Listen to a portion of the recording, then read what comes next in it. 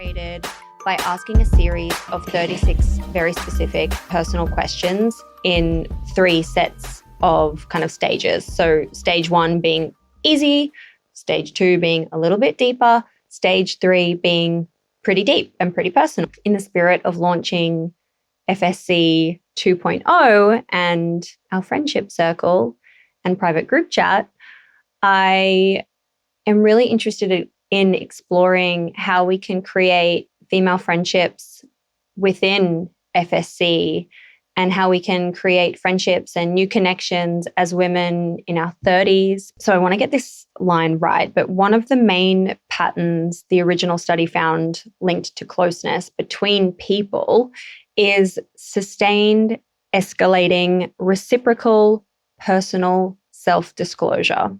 So basically, the more real and honest you get with each other, the closer you get.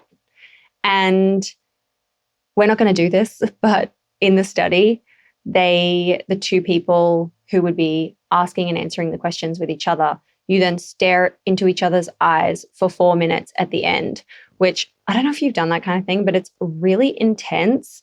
I did this thing called Landmark back in I'm going to say 2014 maybe. And one of the exercises that they get you to do with, 100 strangers in a room is line up and you have to stare into a stranger's eyes. I think they do it for a minute or something. And it is so deeply confronting as someone who I look all over the shop. I'm kind of not someone that's great at continued deep eye staring. But it's really full on. And you can feel a lot of emotion from the other person. You can feel if they're nervous or if they're becoming emotional or I don't know. Anyway, they do that in the experiment. We're not going to do that. We're aiming for friendships. And you know what could be cool though, as a side thought, is if we did IRL events and we did the eye staring. Ooh, mama, that could be interesting. Okay, where are we? My notes, yes. So I don't know if you feel like this, but I definitely feel like this.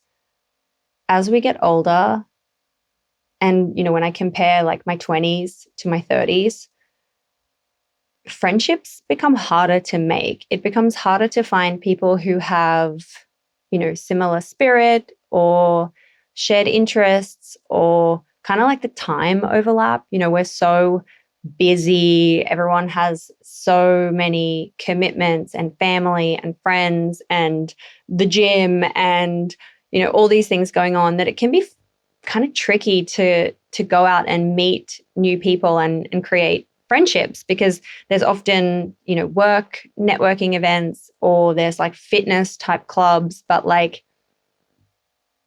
there's this in between bit where I think there's an opportunity to bring people together for soft socializing and fun and discussion centered around friendship and female friendship. So we're going to do the friendship experiment. We're going to do it online. We're going to do it IRL as well with events. And we're going to do this as a 3-part mini-series where I'm going to go through the sets of questions. I actually haven't read them with my answers prepped. I'm going to do it on the fly and see how it goes. But I'm going to do 3 sets and then we're going to do the same in the group chat. So if you're a fangirl, if you're an FSC fangirl, please come join us. The link is in the show notes below or wherever you're listening. Check out the description and come hang. Come do the friendship experiment with us. I'm excited. Before we jump into today's episode, I just want to give a quick shout out to one of our sponsors, OmniSend, who are the best ever and are making this episode possible. So thank you, OmniSend. Today's episode is brought to you by our friends at OmniSend. If you're an e-com founder, you're probably paying premium prices for features you've never even touched. But OmniSend gives you the same power email, SMS, segmentation, advanced automation for up to 35% less than the big names. And their customers generate $79 back for every dollar they spend. And that's not some standard marketing claim, that's their actual data. Experts trust it, rookies love it, and if you're switching from another platform, their team handles the whole migration process for free. Use code FSC for 30% off your first 3 months by going to omnisend.com/FSC or clicking the link in the show notes below. All right, questions. Here we go. Given the choice of anyone in the world, who would you want as a dinner guest? I find these questions so interesting because I'm like, okay, but would it actually be someone that I like am answering, but then I'm worried about like the judgment of what my answer is. Am I meant to be like thinking about this in terms of someone that I can no longer have dinner with anymore, like my grandma? Or is it someone who's like, who I admire that like I would never actually get to have dinner with? Okay, let's think about this. Who would I want to have dinner with? I would want to have dinner with my grandma. She was the best. God, I actually can't talk about it without crying. But we would cook apricot chicken and we would say grace and I would love that. All right. Question number 2. Would you like to be famous? In what way? Hell yeah, I would want to be famous. In another life, I'm a K-pop star. I love performing. I wouldn't want to be like, you know, a superstar because I think that life looks really hard and I don't have that talent, clearly. But I love music and dancing and I wish I had that talent. I wouldn't want to be like an actor. I could never. But I do love performing, even though I'm shy and introverted. I would love it. I would love the costumes, you know, like the outfits.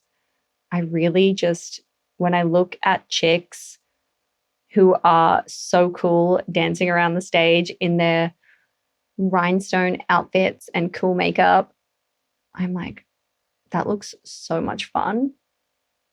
Even if it didn't mean like fame, but it meant like that you got to do that. I feel like when you're singing and dancing, you're always just having the best time. So yeah, maybe it's not fame though. Maybe it is fame. That's an interesting one. That's a hard one to answer. Because I feel like if you say yes to fame, then you're kind of like vain or something. That's a tough one. I feel like I'm going to want to answer these again once I've had more time to noodle on them. I should have prepped my answers. Oh well. Okay, question number 3. Before making a telephone call, do you ever rehearse what you're going to say and why? I don't really make telephone calls because I hate talking on the phone. I'm much more of a texter because I do like to prep what I'm going to say. I don't like phone calls that take me by surprise because I don't know what's about to happen on the other side. And I think like, for example, for the podcast, it's kind of similar, I guess, to a telephone call because you're preparing to say something out loud. And I do prepare and I do have notes. So yes, I rehearse that in my head as well. I rehearse it in my head and then I'm quite nervous when I'm sitting down. Like I'm nervous now. I don't know why. Even though I had kind of rehearsed this in my head. But yeah, telephone calls. I don't tend to talk on the phone a lot. And I do rehearse. And I do rehearse if I send a voice note. Yes, I do. I do rehearse. Why? Why do I rehearse?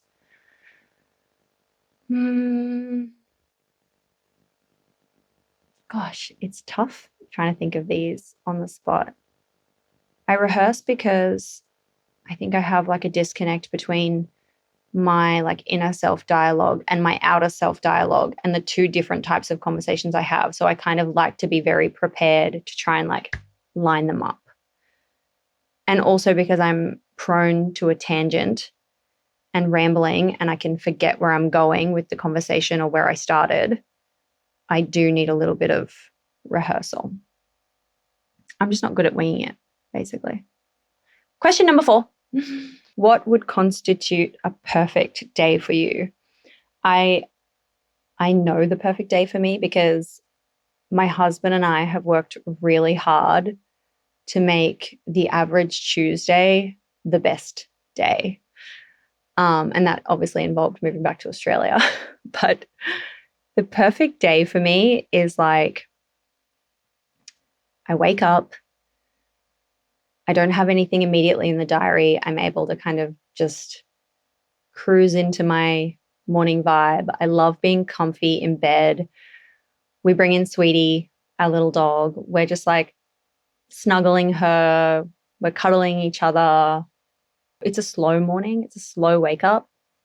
Then it is having a cup of tea or like making breakfast. At the moment, I'm really into making porridge since it's winter and taking Sweetie, out into the grass.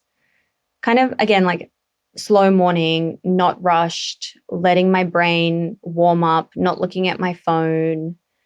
Then my perfect day is anything involving the ocean. So whether we're going to icebergs and we're going to the gym, looking out, watching the whales or watching the dolphins, or going for a swim and a sauna in the pool, or just going down to the beach and having a dip in the boogie hole, that to me is just like, it never gets old. Even if I'm not getting in the water and I'm just looking at the water, I'm in like my happy place of just heaven. Like it's always heaven. The very first time I moved to Sydney in 2011, end of 2011, I just remember being so in love with living by the beach. And I thought that I would have the same feeling when I moved to the UK. I thought that I would fall in love with moving to London and like the city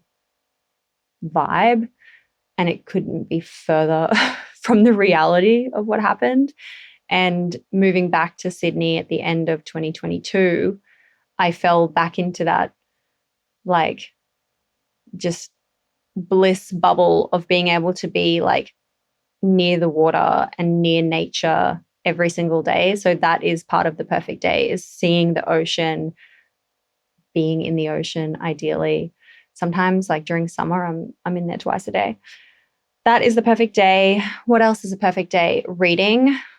I love to read. I read religiously. I'm an avid reader. I love chick lit, smut. I love a love story. I love escapism in books. I'm not like a business book reader. I read for pleasure. I love a biography or, a juicy story. One of my favorite books is called The Spy and the Traitor, and it's about Russian intelligence and British intelligence. And it's like, I think it spans maybe 6 decades, and it's a true story by Ben McIntyre. Highly recommend it. Amazing. So reading, that definitely would be part of my perfect day, and it is part of my perfect day. Have to read every night. What else is part of my perfect day? I guess it's kind of like the small things, like the tiny things. I really love to cook. I love homemade food that's like healthy but cozy and like feels like it's giving you a hug. I love home cooked meals. That's definitely part of my perfect day. What else? I love a coffee ritual. I love going to the coffee shop and like having the coffee moment and having the coffee cup and just like sipping on a coffee. I feel like for me, the perfect day is like the basics. I do bring in joy into my days. It's not something that I do every day, but the days that I do this, I love it. So the days that I do like a swim and sauna with a friend, I have a ritual in my week with that. I love those days. I do singing lessons for joy. I love doing that. I build a kind of like a lot of small rituals and small habits around things that make me feel good. And usually they're pretty simple. And that's a perfect day for me. And going to bed early. Actually, you know what else is a perfect day? My husband and I stopped watching Netflix and TV and screens at nighttime and put our phones away. And instead of, binging a show or something, we play a game. So we love Monopoly Deal and Harry Potter edition Monopoly Deal. And we just started playing Scrabble. I win often. I'm very competitive, but it is just the perfect way to finish the day with like a cup of tea. We end up laughing, connecting instead of kind of like sitting on the couch, zombies, not interacting with each other after just interacting with a screen all day. So yeah, the perfect day for me is like the simple things and the simple things that you can do, in your week or every day. That's my perfect day. Oh, okay. We're only up to 5. I feel like I'm rambling in all of these. Oh, so when I said I hadn't read these through, like I actually haven't read them through. So I'm reading these for the first time and answering for the first time. And I feel like we are going to have to do a repeat with some more prepped answers. But for now, this is a good one. 5. When did you last sing to yourself and to someone else? So I started doing singing lessons about a year ago, and I sing to myself all the time. I sing to PA all the time. I sing to the Uber driver. I will serenade anyone, especially if I've had a couple of glasses of wine. But I am singing to myself a lot because I'm working on my kind of vocab development for my throat. I get a lot of, sore throat kind of vibes, but I just love to sing. I'm someone that loves karaoke, even though I'm absolutely just the worst singer of all time.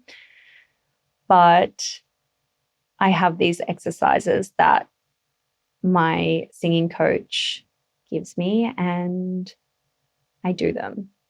At the moment, I'm singing Noah Cyrus to myself. Her song called July is what we're learning at the moment.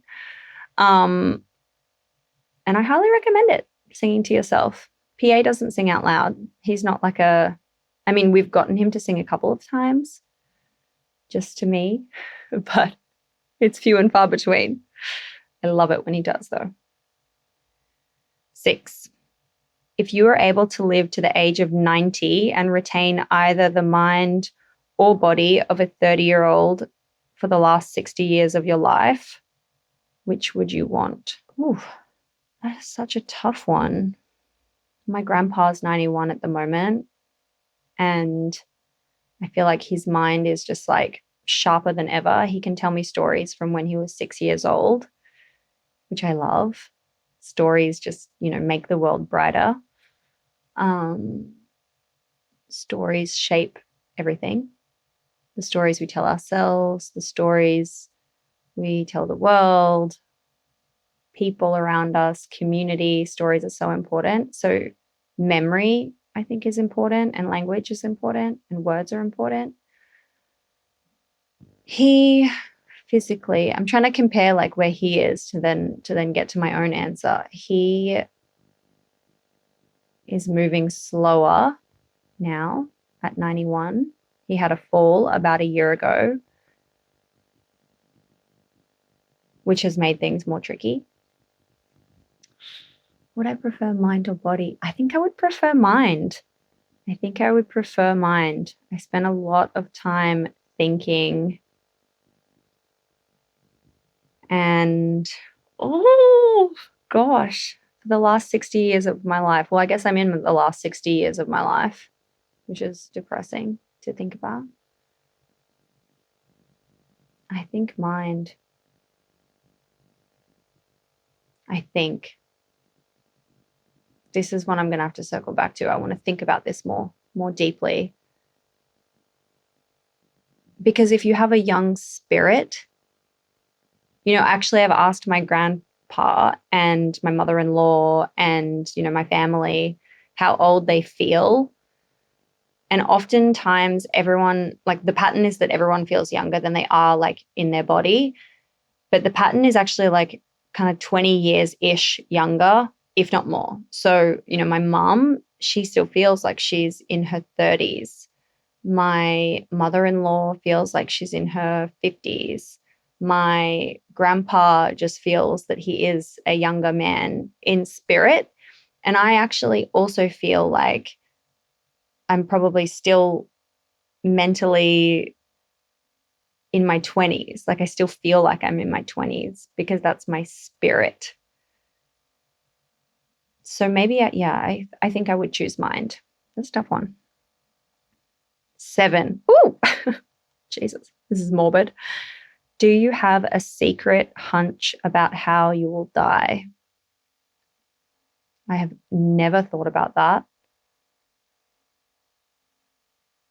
I always feel like I'm going to live like a full life. Don't feel like I'm going to tragically die young. I can't believe I made it through my 20s as an official party girl. Well, retired party girl. Do I have a secret hunch about how I will die? No. I feel like my grandparents on my mom's side, they also lived a really long life into their 80s and late 80s. And then on my paternal side, my grandpa is 91. My grandma died in her 80s. I feel like we've just got good genes. So maybe, the answer is no. I don't have a secret hunch. And I feel like genetically, I'm going to live a long life. Number 8. Name 3 things you and your partner appear to have in common. Oh. Well, I think both in terms of spirit, we both have kind of drive and desire for personal growth and development, like spiritual development. And I don't mean spiritual like woo-woo, but I just mean like understanding ourselves better, understanding the world better, kind of that perspective or outlook in the world.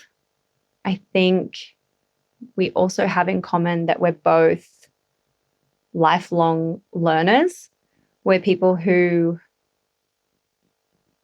we can change our perspective when we are presented with different facts or perspectives. We are people who are open-minded to seeing things differently, changing the way that we see the world and our worldview. And what else do we have in common?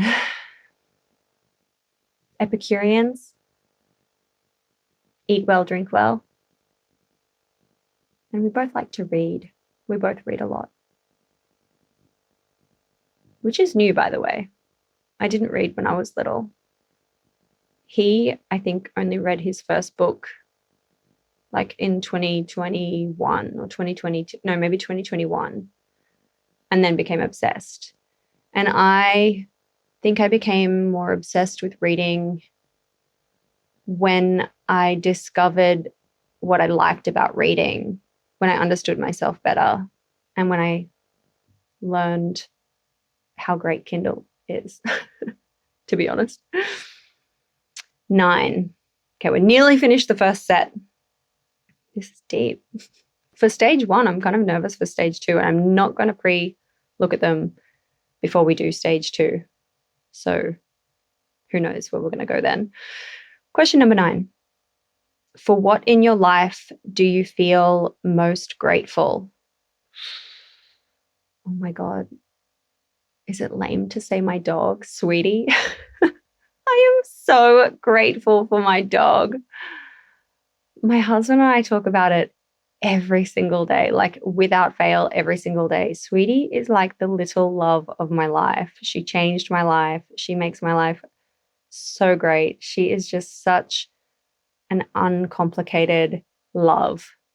It is the absolute best. And I am so grateful for that. I just feel like dogs are the absolute best. And I know I'm not meant to say that. And, you know, I don't understand because I don't have kids and yada, yada, yada. But I am just so obsessed with my dog and I'm so grateful for her. Question number 10. If you could change anything about the way you were raised, what would it be? Oh, that feels deep. That triggers a little something in my psyche. I wouldn't change the way that I was raised because I definitely spent most of my life being embarrassed about my childhood, probably until my 20s. No, sorry, probably until my 30s. And because of the podcast, it wasn't until then that I came to appreciate my upbringing and how special it was. But if I could change anything, I mean, when you're a kid, you're not in control, really, are you? But I guess if you could change anything, oof, I feel like it's just too deep. I guess safety, protection.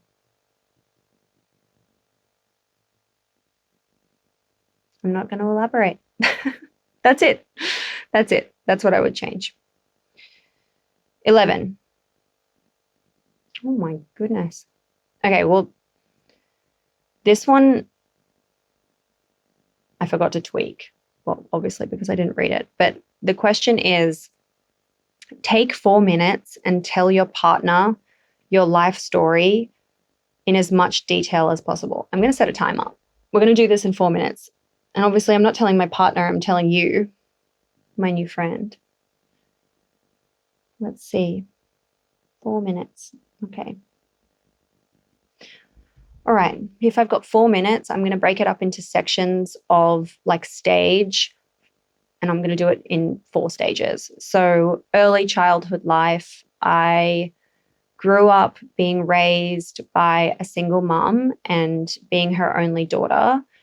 We grew up in the middle of the bush on the side of a mountain, by a creek. We lived off the land.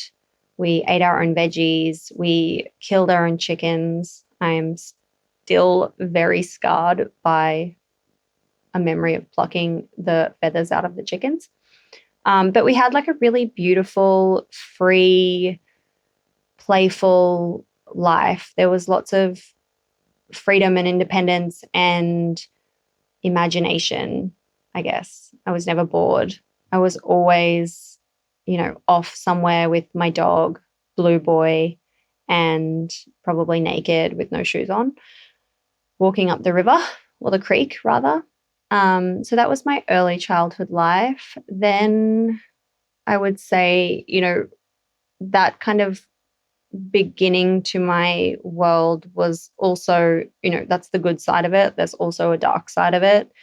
And it absolutely shapes who I am and what I care about and why I am the way that I am. Oh my God, we're already at 2.5 minutes. Okay, way too long there.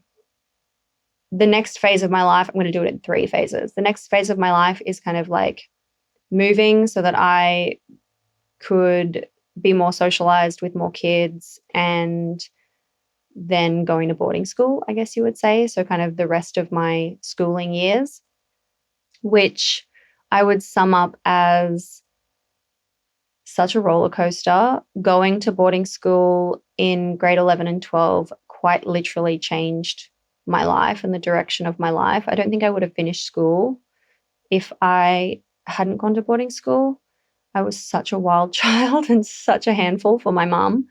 And my paternal grandparents on my dad's side gave me that opportunity, and that definitely changed the course of my life and who I am. That was a pivot moment. And I think that also kind of was the contrast to my early childhood, which was confusing to navigate as a teenager and an early adult. So my life story, God, this is hard, honestly. I've got 1 minute left. My life story, I would say my life story is very different now to how it started and has given me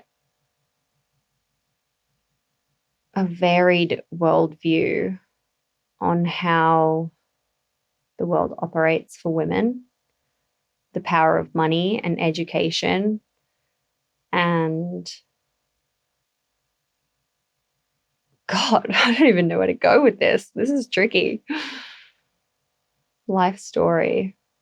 What is your life story? How do you even answer that as a question? I have too many thoughts. I don't know how we're going to do this one. I don't know how I'm going to finish it. My life story. I feel like I want to pause for 1 second. I'm going to pause my thing. 20 seconds. No, okay. We're pausing that. My life story in as much detail as possible.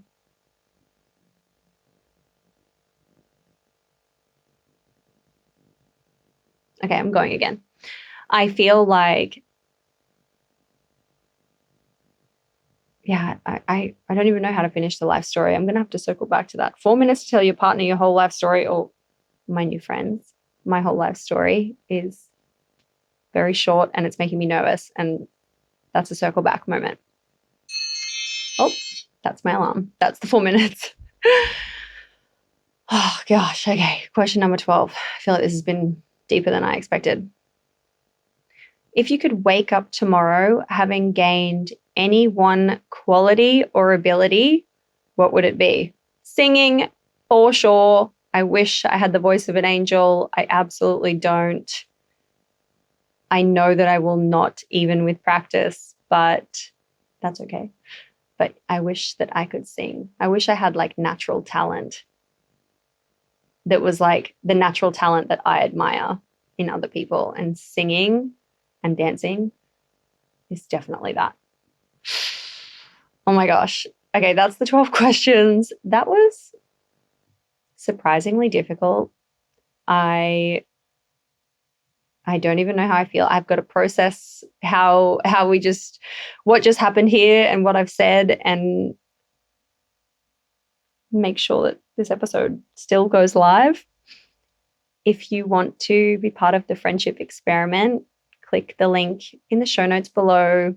Come join the group chat. Come hang out with us. I want to ask you these questions. I want to get to know you, and I want to see what you think. If you like this episode, obviously tell me. Obviously comment or review or tell me in the group chat. If you hate this episode, you can tell me. It will hurt my heart a little bit, but I need to know if you hate it. Well, I guess I don't need to know, but I kind of want to know if you hate it. I just want to know what you think, basically. Let me know. Come to the group chat. And I will see you in part 2.